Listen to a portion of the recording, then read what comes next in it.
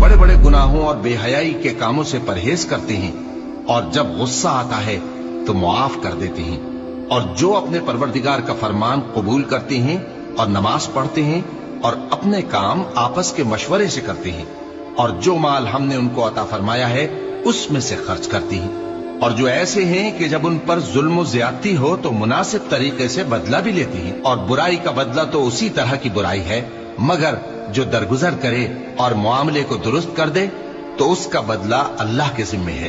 इसमें शक नहीं कि वो जुल्म करने वालों को पसंद नहीं फरमाता। और जिस पर जुल्म हुआ हो अगर वो उसके बाद इंतकाम ले ले तो ऐसे लोगों पर कुछ इल्जाम नहीं। इल्जाम तो उन लोगों पर है जो लोगों पर जुल्म करते हैं और मुल्क में नाहक फसाद फैलाते हैं। यही लोग हैं जिनको तकलीफ देने वाला अजाब होगा।